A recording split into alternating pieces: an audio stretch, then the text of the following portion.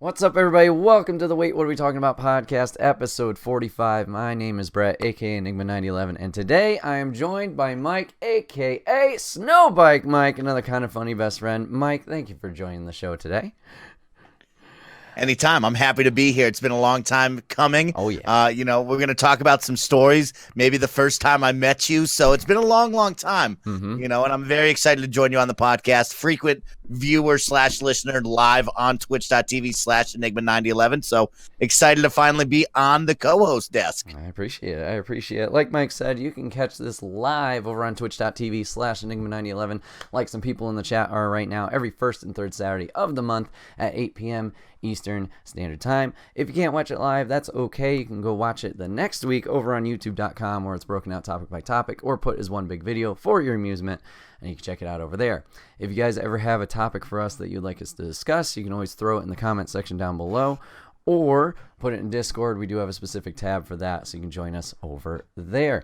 And then last but not least, hashtag ad. Remember, this podcast is brought to you guys by the merch store. You can see some of that sweet, sweet merch on somebody's chest right now. And no, it's not the Avalanche shirt. You can get your Enigma 911 swag over on the merch store right now.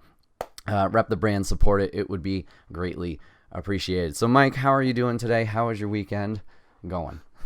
I got to start really quick. Is that a hashtag ad? You're just pumping your own stuff. Do you have to say ad? Yes. Do I need to say ad when I start saying I don't know. stuff? Somebody's like, you better do that before you get in trouble. I'm like, okay. No, that's your own stuff. You pimp your stuff. How am I doing? I am doing great, everybody. We're wrapping up the month of May, a couple weeks left, and it's still snowing out here in beautiful Lake Tahoe, California. So I'm fighting off the snow, staying warm with the two beautiful pugs of mine, and just kind of enjoying that transition into winter, I should say, spring, and then to summer. So I'm doing well. Nice.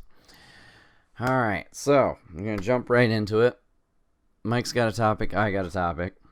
We're going to start with mine. But before we do that, actually, Mike, is there anything that you would like to plug for yourself real quick? Or just like a brief synopsis for maybe people who don't know you to kind of get to know you a little bit better on what you do? What is going on, everybody? I am Snowbikemike. You can follow me on all my social media accounts at Snowbikemike, where I'm on Twitter and on Instagram. If you like cute pug photos and one good-looking dude just yelling crazy things that you bring in the hype, why don't you go follow me there? And, of course, you can check me out on twitch.tv/Snowbikemike, where I'm broadcasting live 5 nights a week with that spicy game. Play. Nice. All right, so first topic. Mike, I would like to know a little bit more about something that you've talked about on a few other podcasts. Is shoutcasting. Now, I can't remember if it was putting in work with Jono or if it was Best Friends Talk Funny with Kyle where you brought it up. It was one of those two, I remember. But you mentioned shoutcasting and how you want to get into it more. And then also at TwitchCon this past year, we talked about it a little bit. So I kind of want to know a little bit more info about it. Like, what, I guess, inspired you? We'll start with that. What inspired you or interested you in getting into shoutcasting yourself? I think it would first start off with my poor gameplay skills. I kind of realized as I watched pro players from Halo, Rocket League, Gears of War, NBA 2K, I said to myself, man, Mike, you're really not that good. So becoming a professional esports player is probably out of the cards, even though I love to wear dope esports jerseys. Can you just imagine a nice ice blue jersey on me, Captain C on the chest, and me just screaming at like 5 guys or gals hoping that we'd win an esports match? I know it's a dream.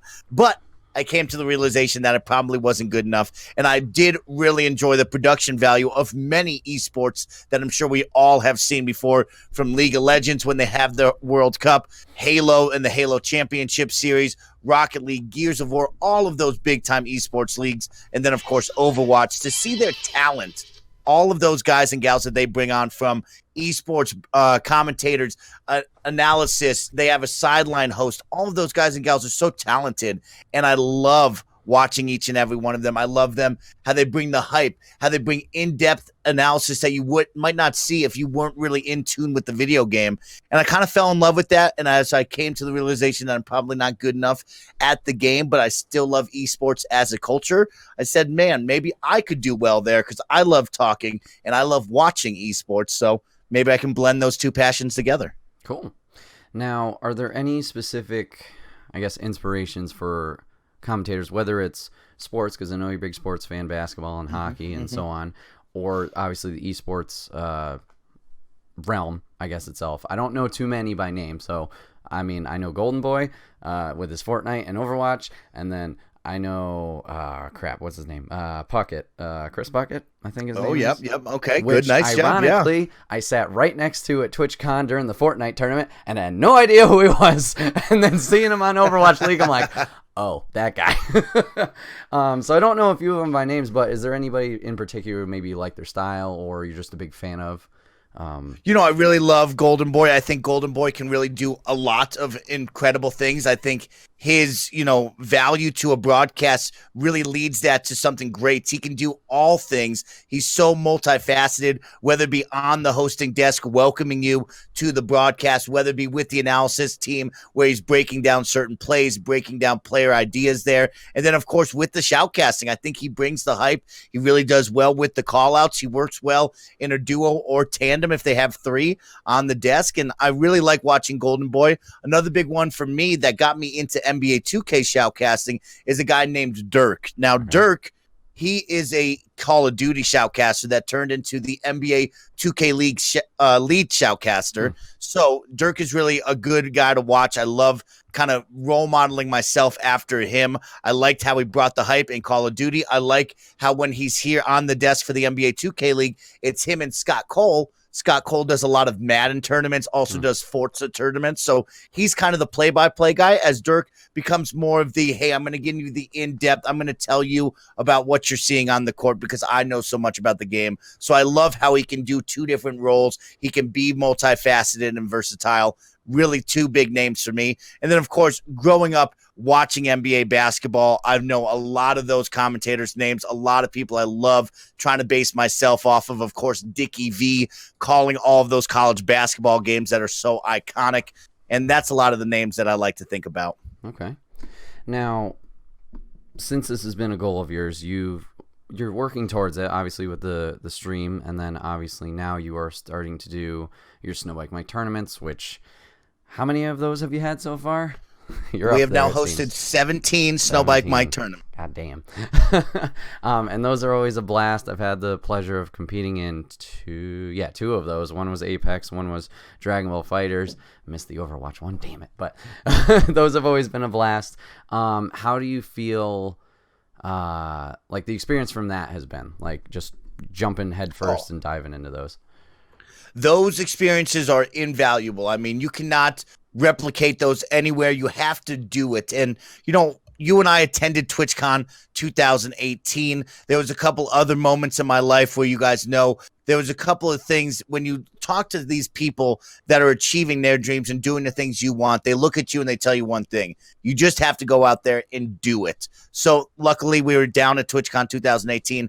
I was able to attend the esports broadcasting panel where they had multiple esports hosts. They had different hosting people from PAX East, PAX West, and different variations of hosts, and they had a talent agency there as well. Wow. So it was really cool to see them talking about how they came to fame, how they got their stardom going, and really it came down to one message of, if you want to do this, you need to do it right now.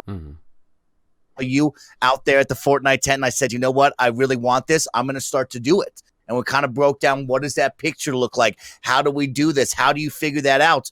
And so we went to two schools of thoughts. Of course, one, you're not just going to be seen as an esports commentator without some sort of demo reel, without some sort of experience, without some sort of background. Right. So that meant we had to either go find somebody who hosted tournaments or we would go put them on ourselves. Luckily for me, I had a little bit more of a background since NBA 2K17. I've been shoutcasting Pro-Am tournaments. Okay. So that is 5-on-5 esports competitive style 2K basketball. And so I've been really lucky to work with community-led tournaments and organizations that have really put me on a spotlight in that NBA 2K community where people know me. They understand the brand of play-by-play shoutcasting that I'm going to bring to that broadcast. And, man, the experience that I've gotten with those guys is invaluable because a lot of people don't know there's two different ways you can shoutcast. One, I've learned from the Overwatch League and a small community group from there is they actually have a production team that does all the streaming, does all the production for you,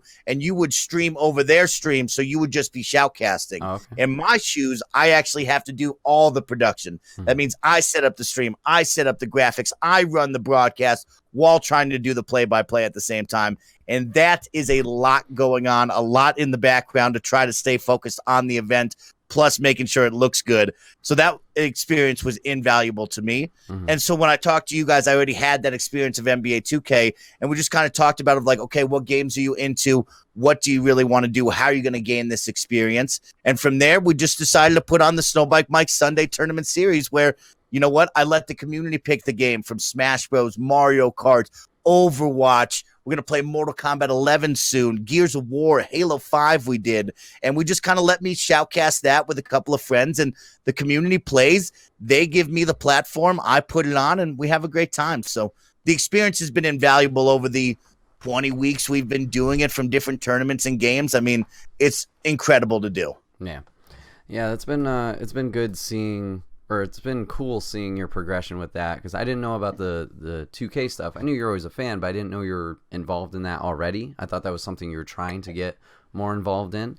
But it's been really cool to see your progression from right after TwitchCon to now, and seeing, like I said, the growth in that. And it's also cool seeing, you know, Kevin get involved, and there's one other person I'm forgetting. Tagato, Thank you, Tagato, yeah. But like having that little small team of you guys doing that's been awesome to see how it works, and you know, it's really worked well, and I'm happy for you guys and pushing forward with that. Oh, thank you so much. And really quick to cut you off, we do have to say a big thank you to Kevin and Tagato. Now, Kevin and Tagato are just fellow kind of funny best friends. They're fellow best friends of mine where we play video games together. They in no way, shape, or form want to become esports commentators. They in no way, shape, or form want to do this on a nightly basis, but they give me their time. They give me the encouragement. They support me through thick and thin to do this. It could be a Friday, and like most people, maybe they want to go out on a Friday. They want to play the latest game, and I beg them, I plead them, hey, come do this Apex tournament with me. I need somebody else to carry this load because I can't do it alone. And they both just grin and they say, yes, Mike, we'll help you. And those guys, I mean, here we are so many weeks after the fact. Tagato has done NBA 2K shoutcasting with me on different organizations. Kevin and Tay have played multiple games, helped me organize so many streams in different tournaments that those guys, they deserve all the credit. They helped me do this and achieve my dream that I want so bad. That's awesome. That's awesome. So, Mike, you've done 17 weeks of this so far. What would you say out of those 17 weeks would be maybe your favorite game to shoutcast? Ooh, okay. So, you know, we've played a lot of games, and I do want you guys to preface, the 17 weeks have been multiple different games. We also started adding Apex. NBA is kind of on its own path. But out of those 17 weeks from the community voted games, I think probably my favorite game so far has been Smash Bros. Okay. We've probably done 6 to 8 Smash Bros events, and I really like I like to see the community come together, to see the growth from the community. Week number 1, there's 4 kids who were incredible. Week number 2, there's 8 kids that are incredible now. Week number 3, those 8 kids now are bad, and the next 4 kids are really good. So I really like how Smash Bros can be different every single time we play. I like learning all the Smash Bros characters, not being a big Nintendo guy or Smash Bros guy myself. It's really cool to, learn all the characters' names, learn their movesets with Tagato and Kevin, kind of get more of that Smash Bros lingo down, instead of just saying, oh, that was a big smash or this and that. I actually know the button presses now. I know the different terminology. So that's really fun. I love Smash Bros. I think Halo and Battle Royales are more up my genre because I like the fast-paced tempo. I do like the team deathmatch scenario. I like the uniqueness and variety that you get out of Battle Royales. I can definitely, pump up the beginning of the match. I can make it through the mid-match when we kind of have that slow period of everybody looting, trying to figure out their next positioning. And then, of course, at the end of the match, I can really turn it on and get you to tune into that broadcast and not look away. Yeah. Little jab, but I like how you mentioned with Smash Bros, like getting to know the terminology. 2 things. Dragon Ball Fighter stream, even with you not Just going in, just being you, I think that was one of the most entertaining things. Just the amount of names you came up with those those characters. I still remember Kombucha. That was great. And the Three-Eyed Raven and so on. But that was just another little, I guess, piece of flair that you kind of added in that just made it a little bit extra and special. And, I appreciate that. And then for Overwatch, you guys did that. I was able to go back and watch it, I think.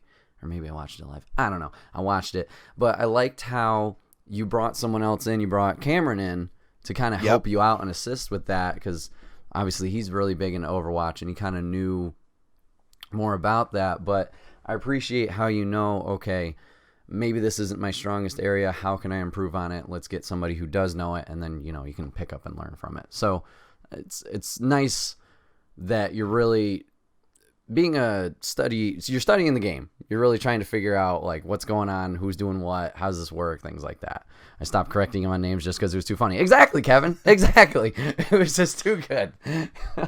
I appreciate that. And, that's also a really cool one of me in my background of NBA 2K shoutcasting, right? I've played the game. I know all the NBA names. I know what's happening because I've played so much basketball in my real life. So when I came into that, it was really cool to see the community. They're typing in the chat. Some people would say, oh, I want to do this. I want to do that.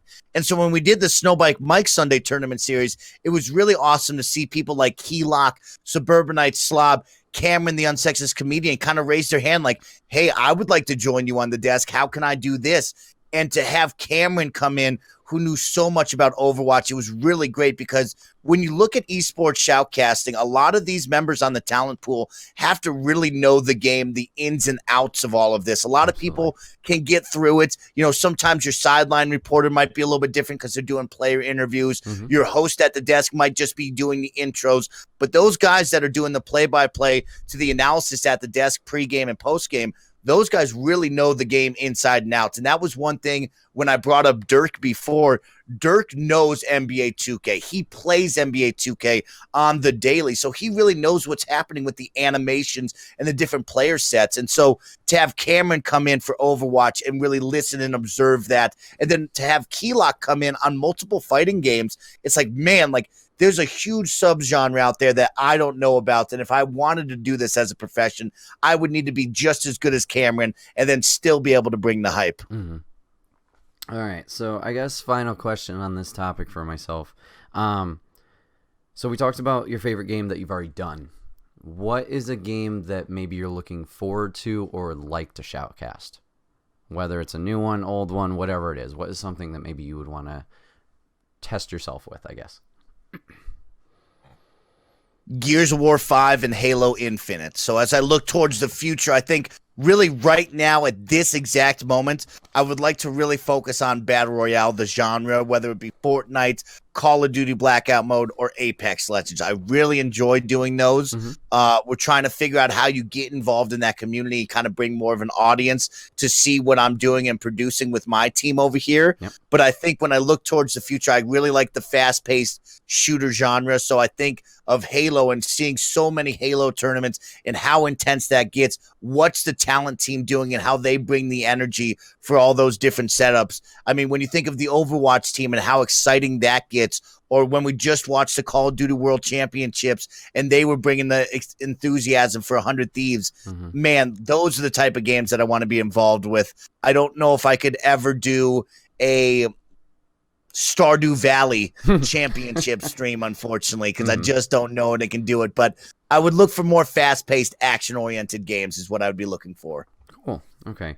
So I thought of another question. Where would you recommend, maybe somebody else is in your shoes, they want to get into shoutcasting. What are some big tournaments that you would recommend? For example, I know like as a fighting game community member, EVO is the big one you need to watch. If you want to get hyped about fighting games and watch a variety of fighting games, that's the one you need to dive into. I mean, there's a lot of other ones like Combo Breaker and other ones that are popping up everywhere around. Red Bull Conquest, I believe, is another one. What are some that you would recommend, I guess, people check out to maybe pick up on a thing or two?